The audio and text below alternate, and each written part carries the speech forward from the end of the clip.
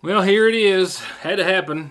It's December. It's the first day of the 12th month, and on a snowy one at that, the likes of which you can barely see the remnants of behind me. But nevertheless, it was a beautiful, beautiful eastern Kentucky morning. A cold one, the likes of which we'll see again, even colder for tomorrow. Your updated forecast, which contains a little more snow in there, and temperatures peaking maybe at 50 this Thursday. Yep, definitely a wintry forecast ahead. I'm sorry. I so look forward to the day that we're out of this and we're out and about covering good news, fun news, entertaining news, anything but COVID related news. Well, we're closer than we have been, I guess, but today is certainly, as the governor put it, the very worst day for the state of Kentucky. Locally, our public health director talks about another day in the 20s in regards to cases, at least one, maybe more new deaths in McGoffin County, and how locally we're seeing that people who get the coronavirus can get it again much quicker than that 90 days that federal guidelines have pretty much indicated. Of course, going on what they know about an ever-changing situation. And hospitalizations are also up in McGoffin County as well. I'll get to all of that in just a few seconds, but a lot of other news to cover. Let's go into what details I've been able to gather today about the possibility of a stimulus package, another coming before the holidays. The government will have a shutdown in just a few weeks if something is not passed, and local small businesses all across the state and the country are just hanging on after the first round of the Paycheck Protection Program has long since run out. Well, there's been a lot of proposals that you have seen, anywhere from $500 billion from the Republicans to 1.2 to 1.4 to 3.4 trillion from the Democrats. And here's what I can tell you today: there was some talks again that finally started after weeks of delay or just absence, when the House Problem Solvers Caucus, this is a bipartisan group of seniors, Republicans and Democrats, evenly numbered, came together for a joint plan for some relief that totaled $908 billion, which was about $300 billion for the Paycheck Protection Program, $240 billion for state and local governments, $180 billion to extend unemployment benefits with an additional $300 a week for another 4 months, as well as a temporary hold on COVID liability lawsuits to allow states enough time to design or put into effect their own laws. No second stimulus check of $1,200 was mentioned. That was this morning. By this afternoon, Senate Majority Leader Mitch McConnell said Republicans were looking at another targeted coronavirus relief bill, one that he believed the president would sign into law. This one at $500 billion, not near the $908 billion from this morning, but that $500 billion, as the Republicans and McConnell have proposed before, was $300 billion for the Paycheck Protection Program, $105 billion for schools to reopen, as well as unemployment benefit extensions through the end of January, phasing out, a 2-month phase out, as it was listed, and no other stimulus checks of $1,200, and no, of course, local funding as well for states. So, is that going to pass? Well, if it does, it might be as a part of an omnibus that's already been proposed. Government funding goes away on December the 11th, now in less than 2 weeks. And Congress has to pass some sort of a new spending bill to keep from having a shutdown. And Mitch McConnell is now saying that $1.4 trillion omnibus spending bill could be the way that they get the $500 billion targeted through, adding it to that legislation. As far as the omnibus bill, here's what I can tell you. It was in the middle of last month in November that the Trump administration, after saying that he would never sign another omnibus bill, appeared to be considering it at least. $1.4 trillion, a full year of omnibus appropriations instead of a simple short-term government funding extension. Now, will that happen? I cannot say, but back in the middle of November, both McConnell and Nancy Pelosi had asked the Appropriations Committee to work on putting together that omnibus bill at $1.4 trillion. That's a wait and see, and that's as good as I can get you. I can get you a little update on when 460 is going to be open and that of a stolen vehicle in Johnson County right after these messages. The Keeping Room's 21st annual Christmas open house is this Friday and Saturday.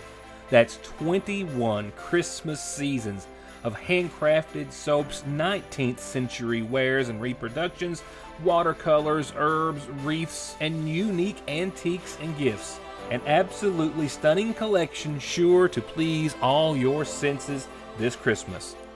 And it's all on display for their annual open house this Friday and Saturday, 10 till 5, on West Maple Street in downtown Salyersville. Nearly everything today is about being safe and well, and Parkway Pharmacy has 2 great ways to get your prescriptions quickly, safely, and conveniently.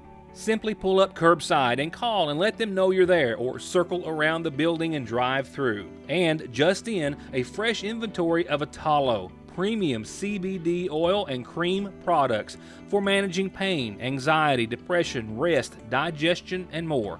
All at Parkway Pharmacy in Salyersville. Go with All Pro and you'll always get a perfectly finished project backed by decades of experience and thousands of satisfied customers. Always with the best prices on everything from small to large remodels, bathrooms to kitchens to entire homes, or turnkey new construction on everything from garages, homes to retail space. And seamless gutters too. And All Pro still offers 0% financing for up to 18 months and long-term, low-interest rates on those big projects. For an estimate, call this family-owned business today. Here's all the good news I've got for you in regards to traveling 460 towards Morgan County or vice versa.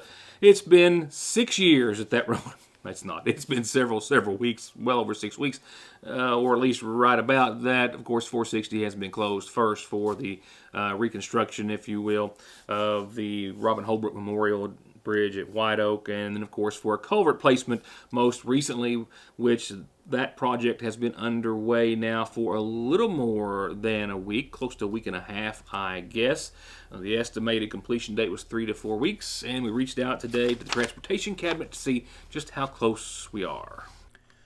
Hundreds of McGoffin Countyans, those from Morgan County, and many others who have to make the route have been taking the scenic route for weeks now. This picture, however, gets us a little closer to traveling all the way on 460 between Morgan and McGoffin counties.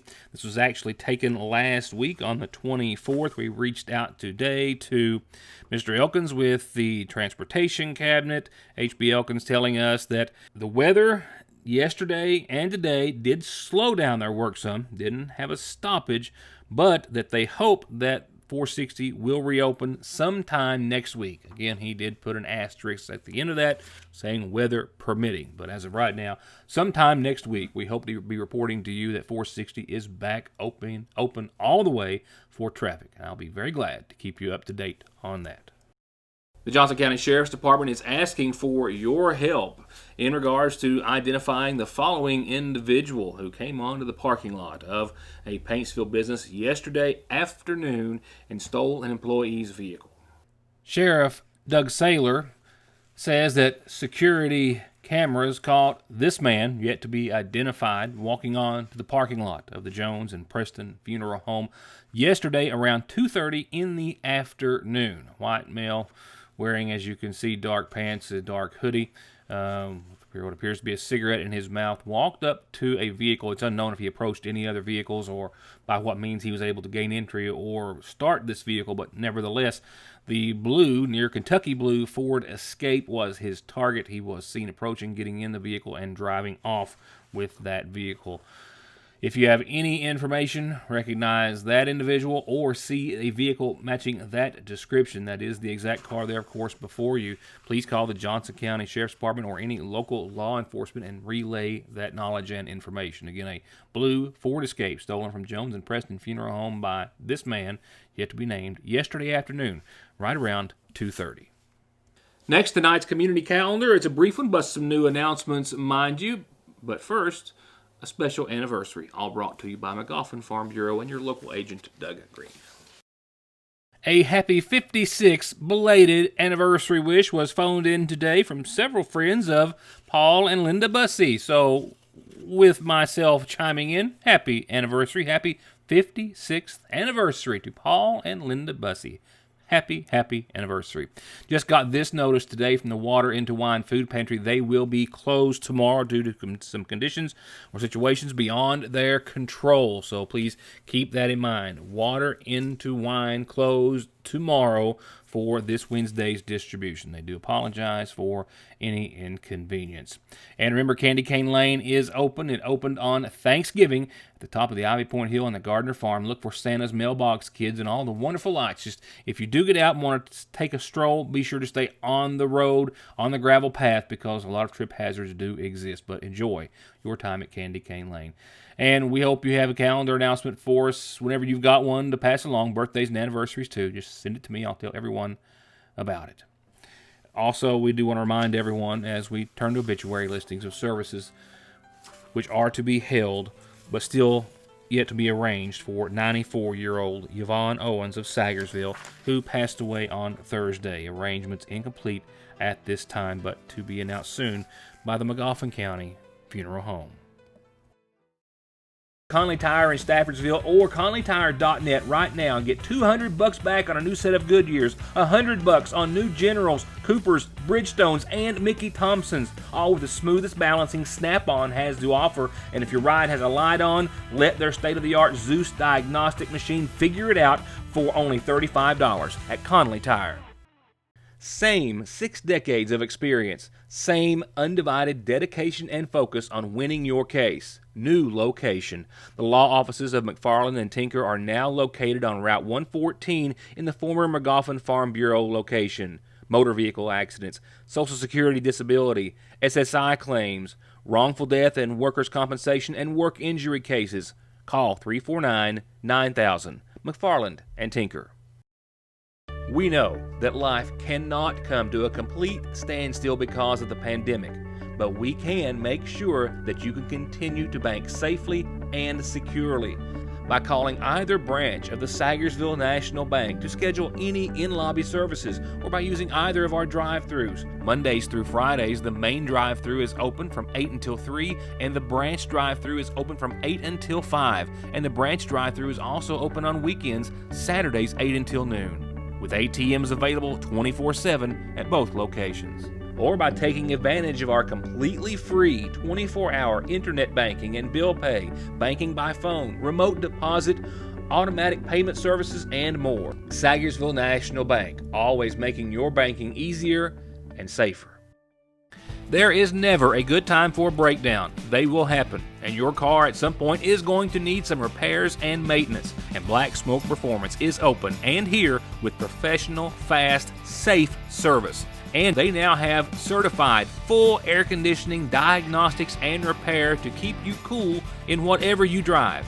Black Smoke Performance, 349-8785. I would imagine that today's COVID-19 headline all across the state is a quote from Governor Beshear's address this afternoon, in which he called today the very worst day thus far for Kentucky amid the pandemic. All numbers announced today set records, I believe, and 1 out of every 8 of the record-setting number of cases was from a child or children under the age of 18.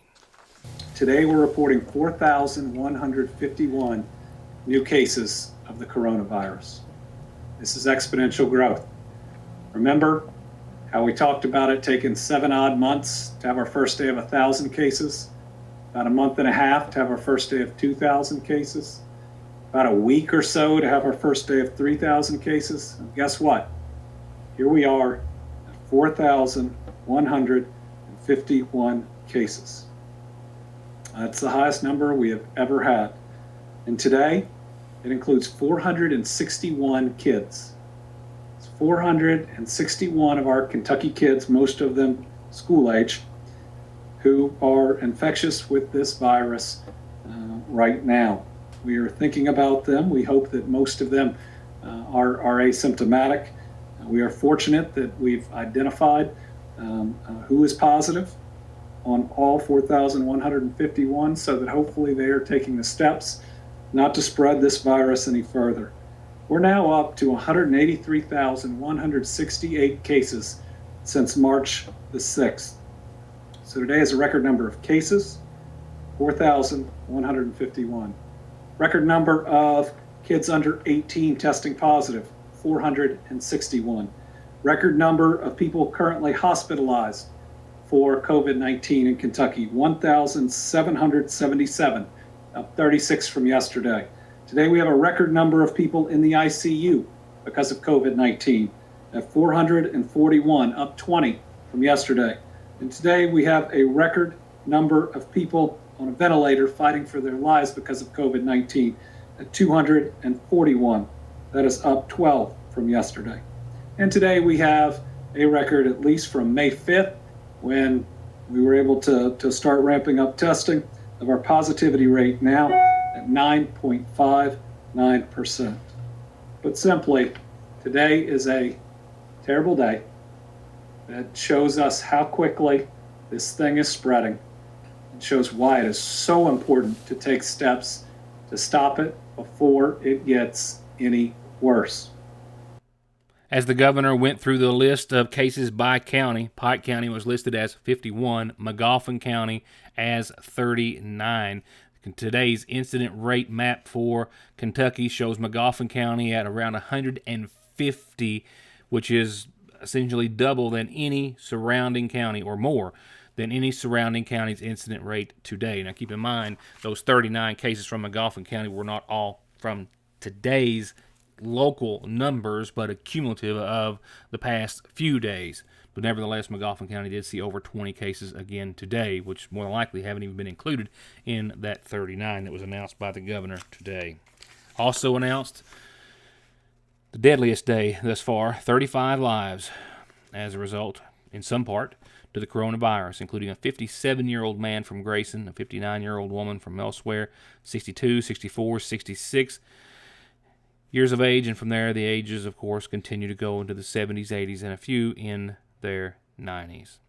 The votes are in, and it's unanimous. The Homestyle Bowl is back for a limited time at your Sayersville Lee's famous recipes. Savory chicken strips, kernel corn, cheddar cheese, our famous gravy, all on a bed of beautiful mashed potatoes. It's a meal or a side, and it's for a limited time at your Sayersville Lee's. It's the most wonderful time of the year, and as always, Appalachian Wireless has the most unbelievable sale. Appalachian Wireless has made shopping for the holidays safe and more accommodating to meet the needs of our customers. The one-day sale of years past is now a rest of the year sale. Simply visit one of our 27 retail locations and get what you need through the end of the year, or reserve online to make an appointment for the phone you want, and we'll call you when it's ready. Happy holidays. We are you. We are Appalachian Wireless.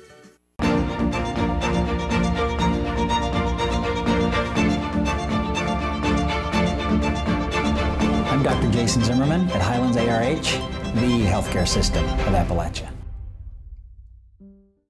Our Public Health Director, Mayor Pete Shepard, gives us some more rather concerning, disturbing, troublesome, worrisome, whatever adjectives you so choose, some very disheartening statistics again today. Our third day out of the last 5 with over 20 cases of the coronavirus newly determined in Magoffin County. At least one new death, he believes, possibly several others that we're yet to confirm.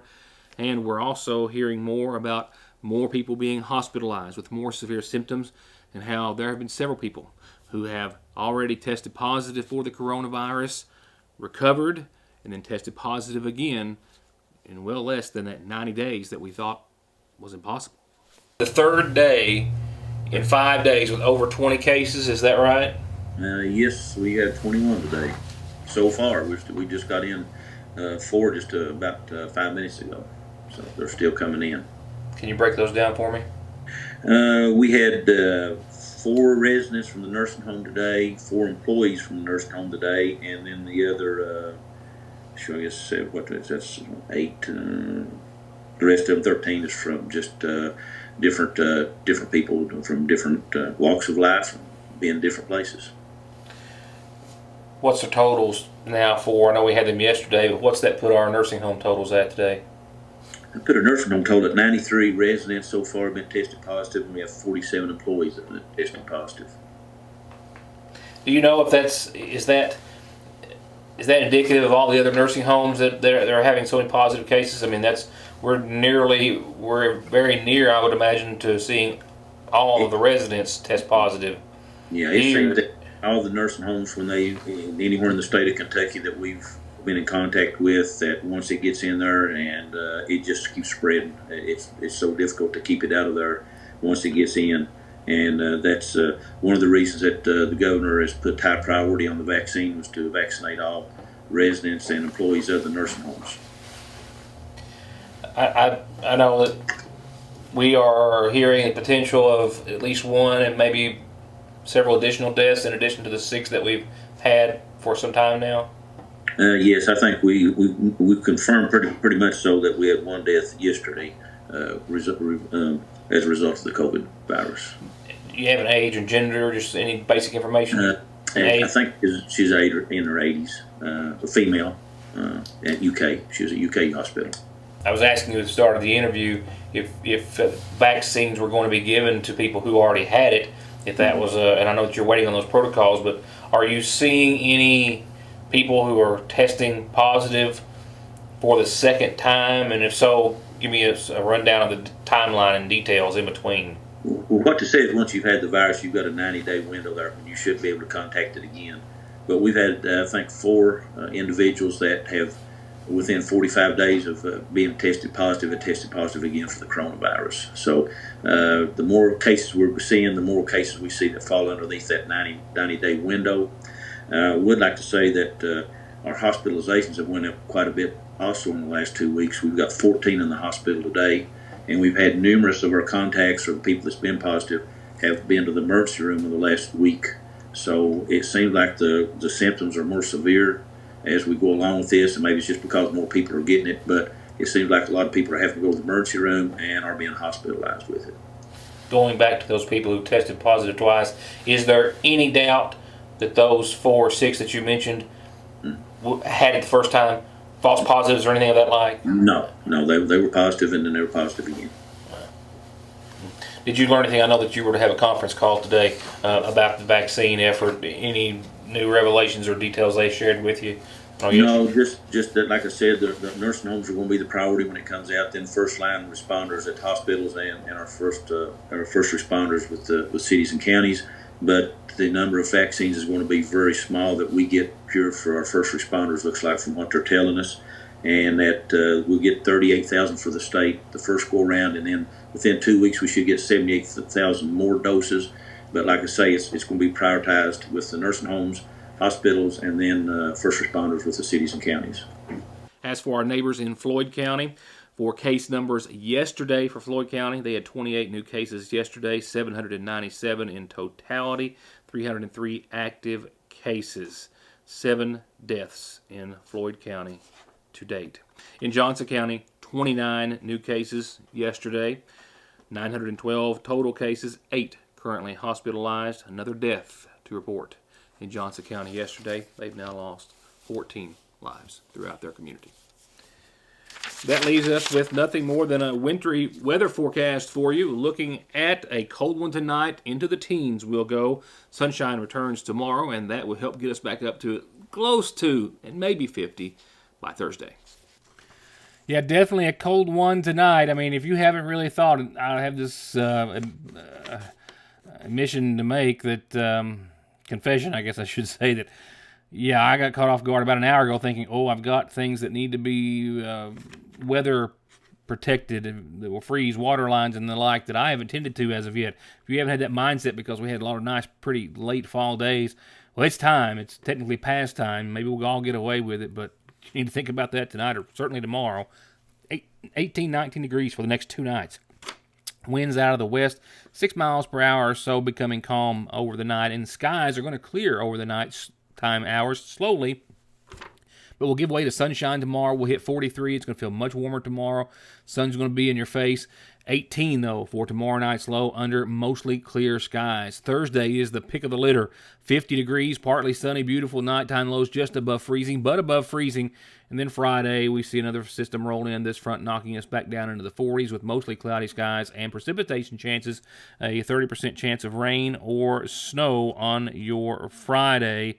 Keep that in mind, and no big accumulation expected right now. After what we saw this morning was a little more than what I honestly expected. But nevertheless, that pattern will continue to roll right on throughout your forecast, throughout much of it. Saturday, partly sunny and 46, but still a 30% chance of some rain and snow. Sunday, 44, partly sunny, 30% chance of rain and snow. Monday, another hit weather-wise, temperature-wise, 40 degrees, partly sunny, some lingering flurries. Into your Tuesday as well, when we're still in the low 40s. That's my time for this Tuesday. Again, welcome to December, and I'll welcome you back for tomorrow's show, hopefully when I see you then. Good night.